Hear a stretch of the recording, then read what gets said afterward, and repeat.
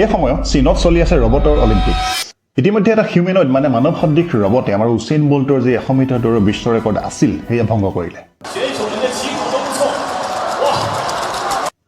বল্টৰ timing আছিল 9.58 seconds আৰু এই ৰবটটোৰ টাইমিং হৈছে 9.39 ছেকেণ্ডছ।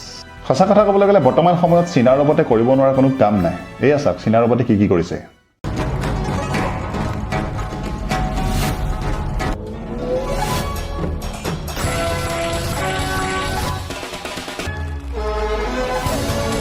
ইফালে আমেৰিকাৰ পৰা দৈনিক নতুন নতুন AI মডেলৰ খবৰ আহি আছে। মুঠতে AI, ৰবটিক্স আৰু কোৱাণ্টাম কম্পিউটিং এনেকুৱা টেকনলজিবিলাকে আমাৰ গোটেই পৃথিৱীখনে সম্পূৰ্ণৰূপে সলনি কৰি দিবলৈ ওলাইছে। এই মুহূৰ্তত খুব জনপ্ৰিয় হৈছে এটা টাৰ্ম, আপোনালোকে শুনিছে চাগে, সেয়া হৈছে টেকন' নেশ্যনেলিজম বা প্ৰযুক্তিগত জাতীয়তাবাদ। এই জাতীয়তাবাদৰ মূল কথা হৈছে দুটা। প্ৰথমতে প্ৰযুক্তিগতভাৱে দেশখন স্বাৱলম্বী হোৱা আৰু দ্বিতীয় কথাটো হৈছে নিজৰ ভাইটেল প্ৰযুক্তিবিলাক, অতি গুৰুত্বপূৰ্ণ যিবিলাক টেকনলজি, সেই টেকনলজিবিলাক আনৰ সৈতে শ্বেয়াৰ নকৰা, নিজৰ হাততে ৰখা। ইতিমধ্যে আপোনালোকে গম পাইছে চাগে আমেৰিকাই চীনক AI চিপ দিব নিবিচাৰে। চীনে যাতে নেদাৰলেণ্ডছৰ পৰা EUV মেচিন, যিটো চিপ নিৰ্মাণৰ বাবে অতি জৰুৰী, সেয়া আমদানি কৰিব নোৱাৰে তাৰ ব্যৱস্থা কৰিছে।